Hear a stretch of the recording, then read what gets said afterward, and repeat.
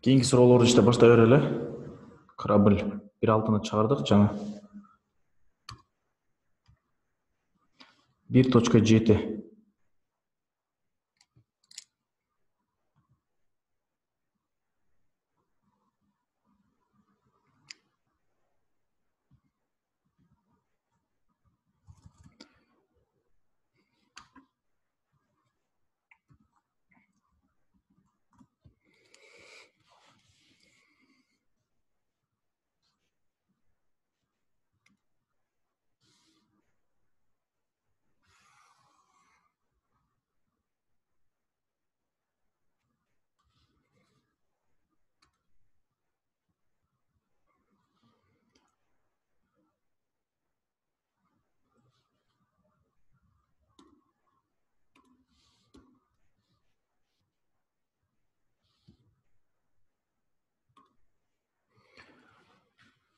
Короче, бул жакта эки сүзүүчү бар дейт. Экөө тең менен Рикадан сүзүп өтүшкөн экен, Дарьядан. Ал Дарья деген мондай экен.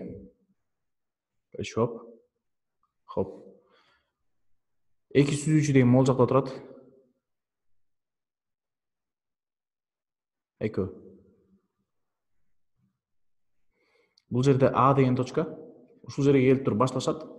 Бул жакта Б деген точкага барышы керек экен. Ушу А деген точканын точно карама каршы жагына барыш керек экен. Экөө ошондо могул жерден перпендикуляр болуш керек, муякта кеткен.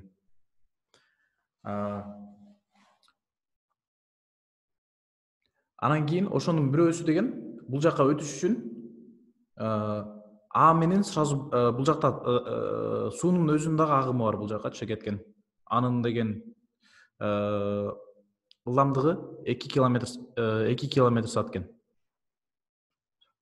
Ошого карабай, короче, бул бирөөсү деген ошо Адан Бга түп түз өтөм дейт экен. Экинчиси деген короче, бул жак ал дагы мындай түп түз өтөйүн дейт, бирок аны деген агым бул жака алып кетет. 2 километр саат менен кетип атпайбы бул жака агым? V0 2 километр саат. Эки сүзүүчүнүн тең жөн эле турган сууда сүзгөндөгү ылдамдыктары 2.5 километр саат экен. Мисалы эч кандай кыймылдабай турган, же болбосо чоң ысык көлдө сүзө турган болсо, 2.5 километр саат экен. Ал эми могу биринчиси деген мындайынан келе аткан болсочу, Адан Бга чейин сүзүш үчүнчү, өзү деген өзүнүн ылдамдыгын деген бул жака кылыш керек, мындайраак кылыш керек. Ошондо деген суунун дагы агымына каршы болот, өзү дагы бул жагараак жылат. Экинчи деген түп түз мындай кеткенде деген суунун агымы ар жака алып кетет. Өзү деген мындайынан кетип калат, ошондочу. Мындайраак барат дагы. Б деген точкага түшүп кеткен. Бул жакта бир С деген точка бар. С деген точкага түшүп туруп, ар жака чуркайт экен анан. У деген ылдамдык менен чуркайт экен бул жака. Хоп. У деген ылдамдык менен чуркайт. Ошондо бизге айтып атат, экөө тең бир убакта могу Б деген точкага жетиш үчүн бул экинчи спортсмендин же болбосо экинчи сүзүүчүнүн У деген ылдамдыгы канча болуш керек дейт. Чуркап барган ылдамдыгы канча болуш керек дейт. Ошону сурап жатат. Биз кандай теңдемелерди чыгабыз? Биринчи эң биринчи сүзүүчүнүн ылдамдыгын көрүшүбүз керек. Бул жака кандай ылдамдык менен кетет? Же болбосо буну x, y компонентасына бөлүп алсак болот, жанагындай кылып эле. Скоростун. Мисалы, түп түз өтүш үчүнчү, бунун агымына бунун ылдамдык бунун x деген ылдамдыгы, x компонентасы буга карама каршы болуп туруп жоюп кетиш керек. Мисалы, бул жака кетип атпайбы 2 километр саат. Километр саат болсо, мунуку деген 2.5 километр саат болуп туруп, мондай келип туруп. Бул жака кеткени 2 километр саат болуш керек дагы, бул жагын биз табышыбыз керек. Бул жака түз кеткен компонентасы канча болот? Ошондо бул деген 2.5 болсо, бул жакта эмне мындай формула менен таба алабыз. 2.5 квадрат барабар 2 квадрат плюс бул жака кеткенде v y деп койгула. V y квадрат деп таба алабыз. V y квадратты тапсак, барабар 2.5'nin квадратı деген 6.25 минус 2'nin квадраты деген 4 минус 4 uy квадрат барабар 6.25 минус 4 деген 2.25 болот. Эки жагын тең, эки теңдеменин эки жагын тең тамарасын ала турган болсок, y барабар 1.5. Ошондо деген бул жака суунун агымына карама каршы туруп дагы бул жака түз сүзүш үчүн бир бурч менен сүзүш керек экен бул. Ошол бурч менен сүзгөндө деген бул жака кеткен же болбосо реканын ар жак бетине кеткен немеси скоросту түз кеткени, вертикальный скорость деген 1.5 км саат болот экен. Километр саат. Бул жака жазып коебуз. y барабар 1.5 километр саат. Буларды өчүрүп коет.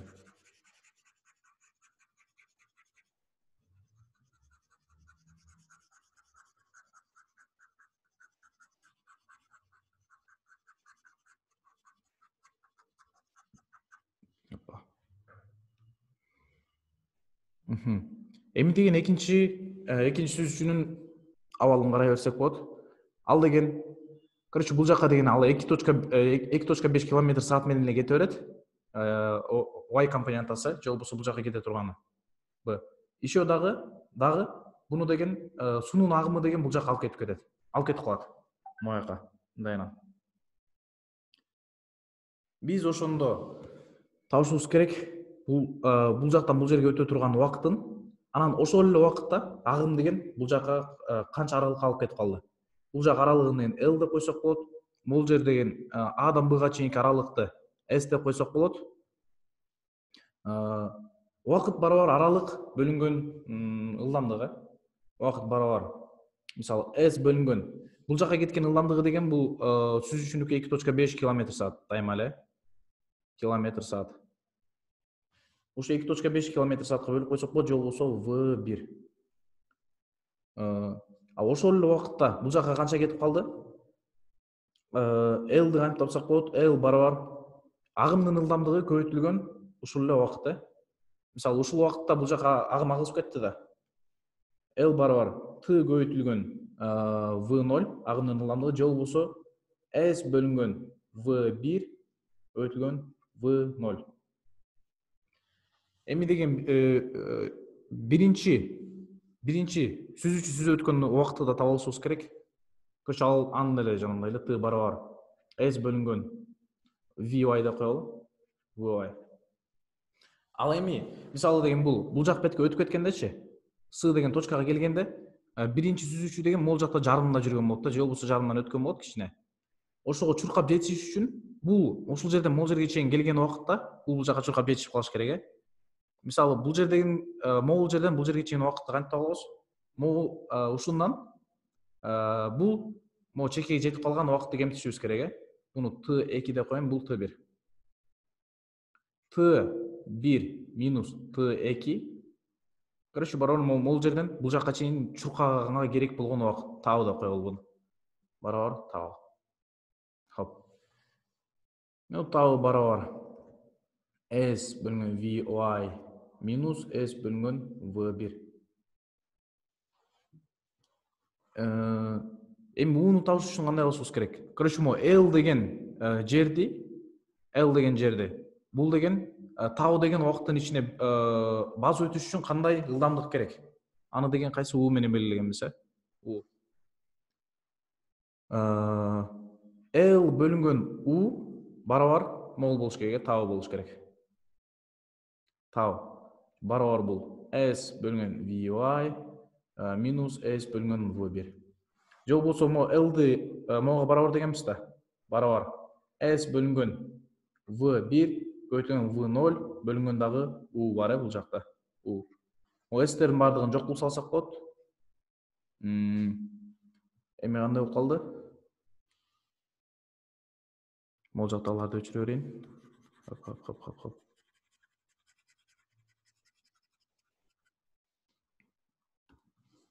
Мону келип туруп бияка алып келип атам. Ушуну могул жерге алып келем. Ушуну s кетип калды да. Могул жактагыларды алабыз. 1 бөлүнгөн vy минус 1 бөлүнгөн v1ди мындай кылып койсок болот. v1 минус vy бөлүнгөн vy көбөйтүлгөн v1 барабар v0 бөлүнгөн v1 көбөйтүлгөн u. Ушул жерден биз u'ну таап алышыбыз керек. Значит, могу v1 менен v1ди бу жактан кетирип салсак болот, экөө тең бөлүнүп турат. vy'ды деген бул жакка беребиз, бул экөөнү бул жакка берип туруп, уну ар жакка чыгарып салсак, u барабар v0 көбөйтүлгөн vy бөлү v1 минус vy болуп калат экен. Бул барабар vy v0. vy деген 1.5, v0 деген 2.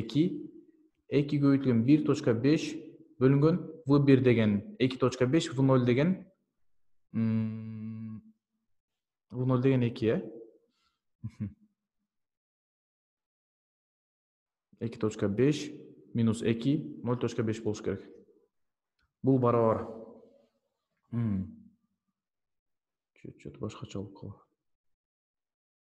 Ошондо бул үстү 3 болсо, асы 0.5 6 км/саат болуп калды. Азыр. Бир жерден ката кетти окшойт.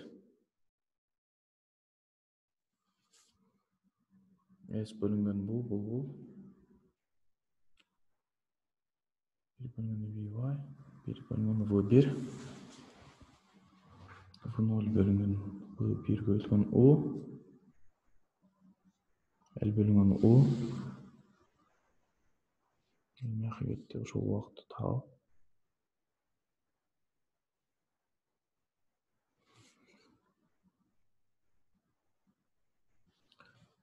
L. S бөлүнгөн v1 болуш керек. v0. Ну, жок, ушу 6 км/саат болот эле окшойт. Саат эле болот окшойт. Ну, u барабар 6 км/саат. 3. Ну, келип туруп, бул деген мисалы Адан кийин могу Сга келип туруп, 6 км/саат менен бул жакка чуркаш керек экен. Ошондо тиги жакка барып жетишип калат экен. Короче, ошо.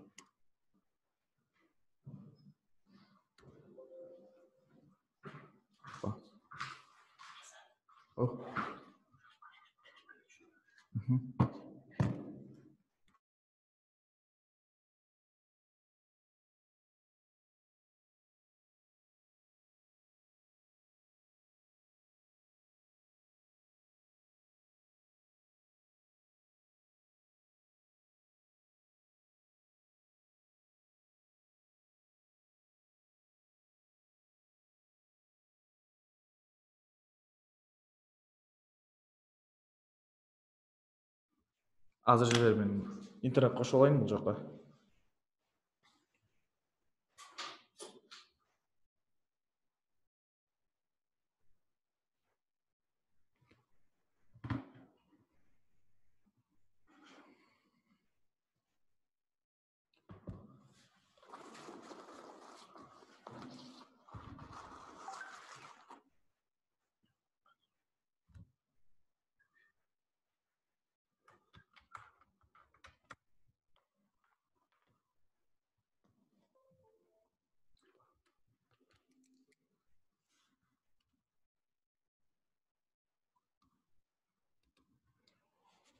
Кийинки суроо.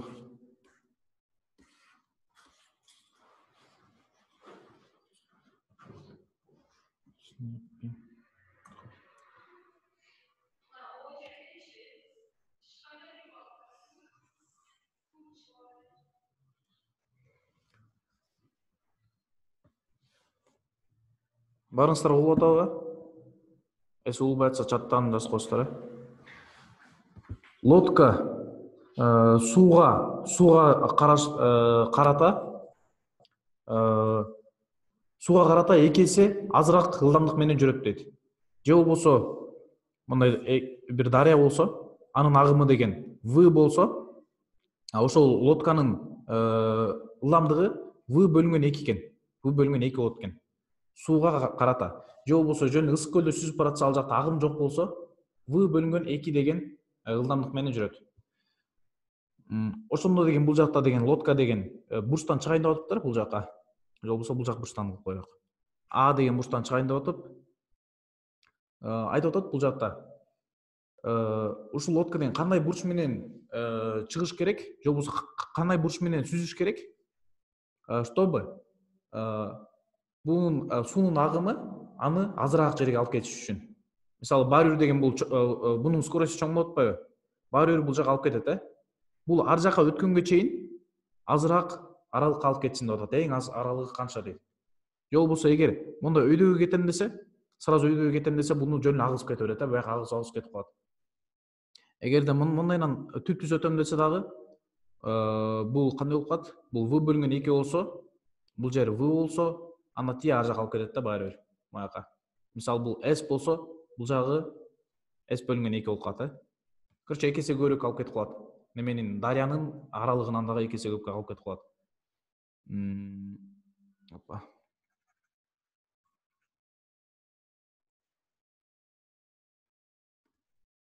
Короче, бизге ушунун несин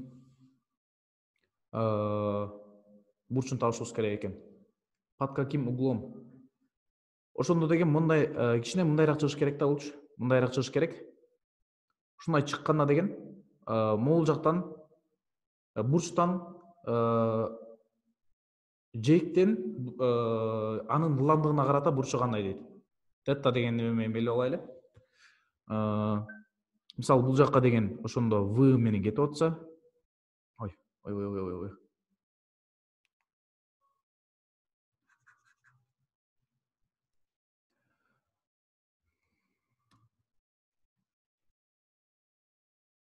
V деген скорость менен кетип атса,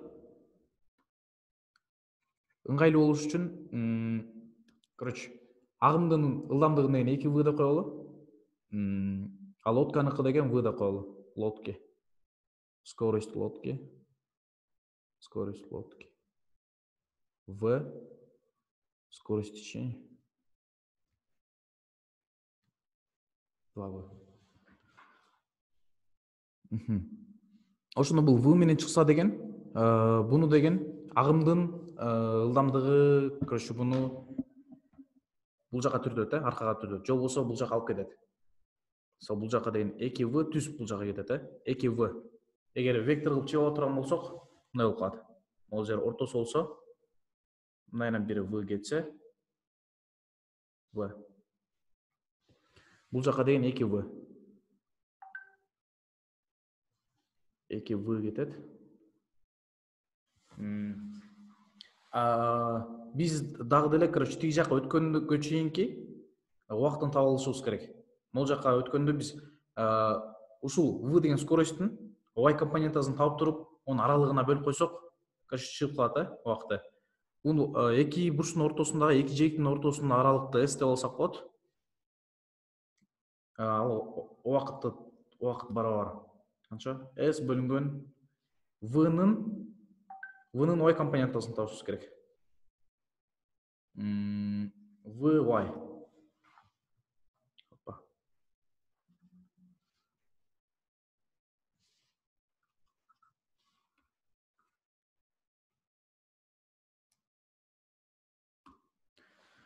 V-нын Y компонентасын мындай кылып таап алсак болот. Эгер бул тета болсо, бул тетанын синусун майган таап турган болсок, тета могул жерден 90 минус тета болуп калат. Ишин табыш үчүн могул жер 90 минус тета болуш керек. Бул жердеги бурч 90 минус тета болуш керек. Могул жак. Жана тета минус 90.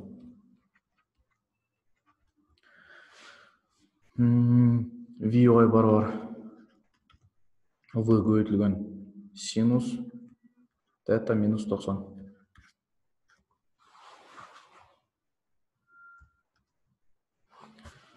Короче, вот. Убакыт. Бизге ошол эле убакытта бул канча аралыкка алып кетет, Ошол эле убакытта канча аралыкка алып кетет? Бизге деген ошондо бунун синусу керек болот, V-нын. Анткени деген бул синус 2v каршы чыгып атат ар жака. Же болбосо вектор кылып жазсак, плюс деп жазып кете берсек болот. X барабар. X ар жака алып кеткени. 2v хоп, вектор плюс v-нын синус. V-нын косинус тета минус 90 болот.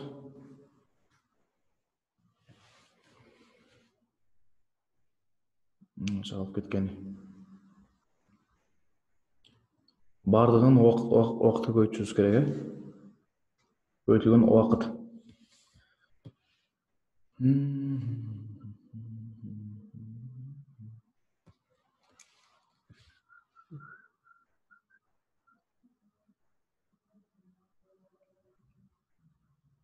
Биз бул жактанчы минимум бизге деген x минимуму керек да, эң аз болгону.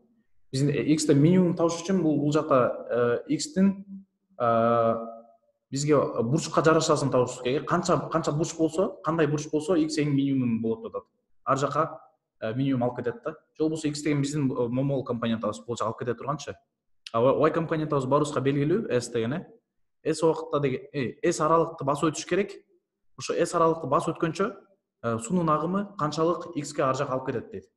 Бизге деген ошо канчалык аз алып кеткени жакшыраак болот да. Минимум табыш үчүн деген биз бул x-тин теттага жараша деривативин алсак болот. dx бөлүнгөн d тета. Дериватив билсеңиздер керек, Короче, ушуну деривативин алып туруп барабар 0-го барабар десек, короче биз минимум таба алабыз.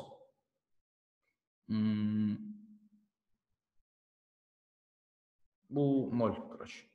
Теттага жараша ала турган болсок, кандай кылсак болот? Азыр ти дериватив дегенди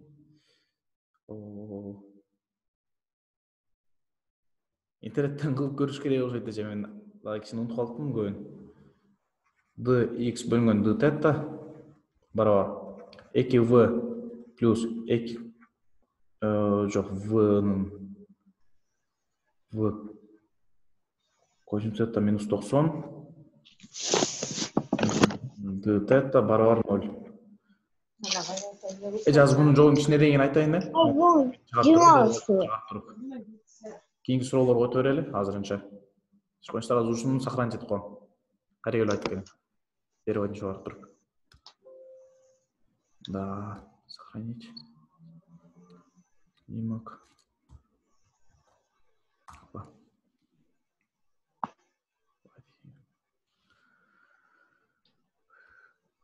Кийинки суроо. Бир точка онду чыгарып берели.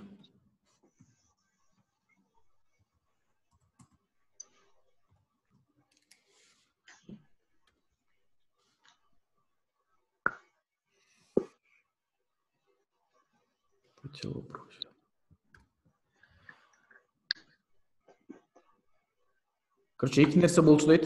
Эки нерсе бар экен бул жерде. Бир точкадан экөөнү тең ыргытты дейт. Бирөөнү деген вертикальный вверх ыргытты, вертикальный өйдөгө ыргытты. А бирөөнү деген под углом 60. Короче, ондай 60 градус менен ыргытты таякачы. Экөөнүн тең баштапкы ылдамдыктары 25 метр секунда дейт. 25 метр секунда. Бунунку да 25 метр секунда. Экөөнүн ортосундагы аралыкты тапкыла дейт. 1.70 секунда өткөндөн кийин. Буну кандай таап алсак болот? Биринчи 1.70 секунда өткөндөн кийин экөө тең каяка кетерин, кайсыл жерде болгонун биле алышыбыз керек. Биринчиден экөө тең биринчи xy деген координата чийип туруп, экөө тең 0 турат деп эсептеп алайлы. Экөө тең 0 турушкан. Биринчи деген өйдөгө ыргытылганы 1.70 секунда деген каяка барат? Аны кантип табабыз? Height барабар. Height деген бийиктиги, короче, бул только бир эле немеде кетет, вертикальный эле кетет. Бийиктиги барабар v0 баштапкы немеси өтүлгөн убакыт минус Гравитация көбөйтүлгөн убакыттын квадраты бөлүнгөн 2. Гравитация минус анткени ылдый катарда атат, Сразу эле жаза салсак, биринчи question. V0 25 метр секунда, көбөйтүлгөн убакыт 1.70. Минус гравитацияны 10 эле алып беребиз. 10 көбөйтүлгөн убакыттын квадраты 1.7-нин квадраты бөлүнгөн 2. Же болбосо могу 2-н 5 деп койсок болот. 5 көбөйтүлгөн ошондо барабар 25 көбөйтүлгөн 1.7 минус 5 көбөйтүлгөн 1.7-нин квадраты. Калькулятор менен көбөйтүп көрөлү.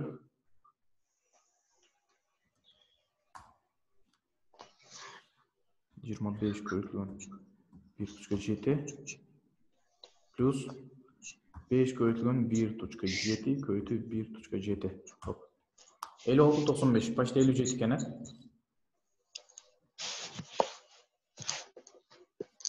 бул барабар 56.95 деп коелу. Же болбосо барабар 70. Бийиктиги могул жерден тиги жака чейин канча 70 деп коем.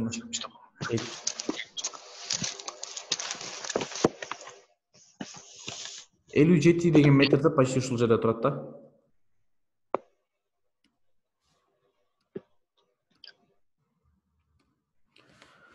Кийинкиникин тапсак деген бул жактарды өчүрө берейин же уже. Биринчиден айтып тапканыбызды.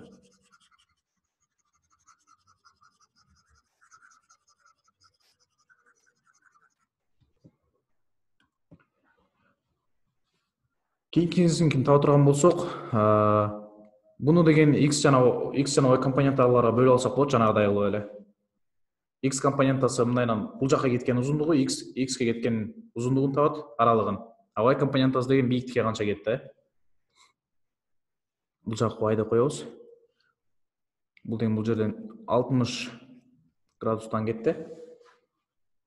25 көбөйтүлгөн x компонентасыныкы деген эмне болот? Косинус 60. Косинус 60га көбөйтсөк x компонентасынын эмнесин ылдамдыгын таба алабыз. Барабар 25 көбөйтүлгөн косинус 60 деген 1/2 болот. 1/2 барабар 12.5 метр секунда. Vx деп коелу. Vx барабар ушуна. Y компонентасын таба турган болсок 25 көбөйтүлгөн синус 60. Бул барабар 25 көбөйтүлгөн тамыр астында 3 бөлүнгөн 2. Бул барабар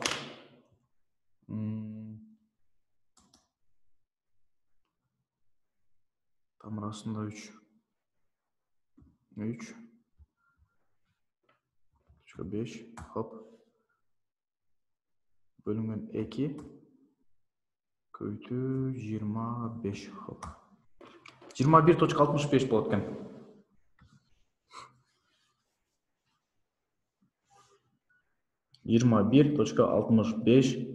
метр секунда. Короче, x, y компоненттарын таба алдык. Ошондо бул бардыгы экинчи топ, же болбосо экинчи нерсе. Экинчи нерсе 1.70 убакыттан кийин канчалык бийиктикте жана канчалык аралыкта, x жакта канчалык аралыкта экенин кайра эле таба алсак болот жагындай. X, y деп коелу, y компонентасынын өйдөгү. Жок. Эч кайсылар.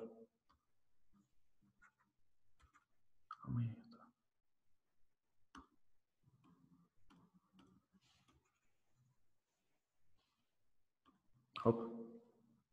Өйдөгү кеткен дагы деле айтып коелу, h2 деп коелу. Барабар y компонентасынын скоросту VY квадрат көбөйтүлгөн убакыт минус гравитация көбөйтүлгөн квадрат бөлүнгөн 2. Бул барабар 21.65 көбөйтүлгөн 1.7 минус 5 көбөйтүлгөн 1.7 квадрат деп койсок болот. Бул барабар 65 көбөйтүлгөн 1.7 хопа плюс 5 көбөйтүлгөн 1.7 көбөйтүлгөн 1.7 хоп 51.25 Ошондо экинчинин бийиктиги деген 51.25 турат. Моякта 51.25 деп коелу. 25. Могул жерде. Анан кийин эми X компонентасын убакытты көбөйтөбүз, X компонентасынын немесине эле, ылдамдыгына көбөйтүп койсок чыгат. 1.7, ой, X деп коелу барабар 1.7 көбөйтүлгөн 12.5 барабар, короче, метрде чыгат ушул жактан. Монуку деген 51.25 метр болчу.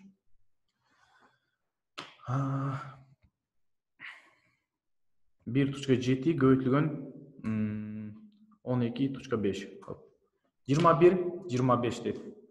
Эси 21.25 метр. Короче, бул жакка деген 21.25, 25, өйдөгө деген 51.25 кетет экен дагы. Ошондо экөөнү мояка алып келсек, короче, мындай жерде турат экен да. Анан эми ушул экөөнүн аралыгын табышыбыз керек. Бул жактан бул жакка чейин. Экөөнүн аралыгын деген 57ден 51.25-ти көбөйтүп кемитип койсок деген y-ды табабыз. Экөөнүн вертикальный айырмасын. Бул жакта деген тиги только вертикальный кеткен үчүн x компонентасы аныкы 0 болот, биринчисиники. Экинчисиники деген 21-23 экөөнүн Пифагорин теоремасы менен таап койсок болот.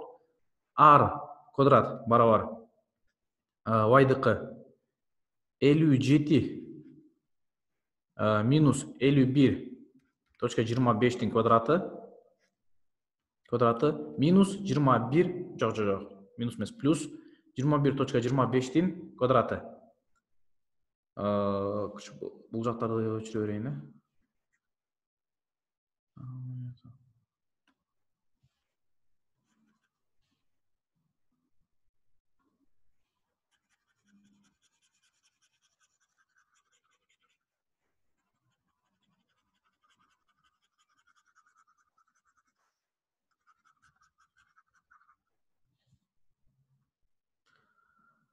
Буларды таба турган болсок 57 минус 51.25 51.25 ушунун квадраты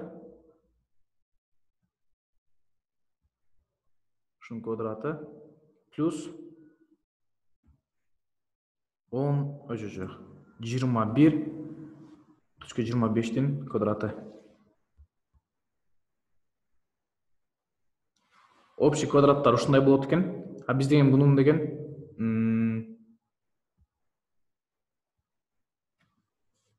буну деген тамырасын алышыбыз керек дагы. Тамырасында 0.5.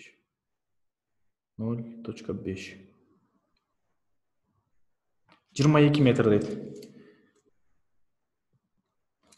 22. Ой. Эгерде буларды неменин астына ала турган болсок, тамырдын астына эки жагын тең. Бул жакта квадрат менен тамырдын астына кетип калат. Бул 22 метр чыгат экен. Короче, булар деген бирөөнү өйдөгө ыргыткан, бирөөнү деген 60 бурч менен ыргыткан, x-ке карата 60 деген бурч менен ыргыткан. 1.7 секундадан кийин деген бул өйдөгө 57 метрге чыгат. А бунуку деген өйдөгө жагы 51 метр, бул жагы деген 21 метрге чыгып туруп, короче, экөөнүн аралыгы деген 22 метр болот экен мындайынан.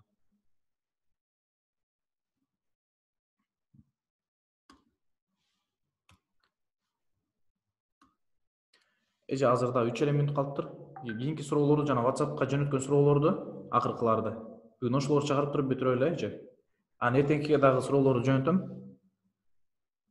Короче, эртең механикадан башка темаларга өтөбүз болсо керек. Эңиздер.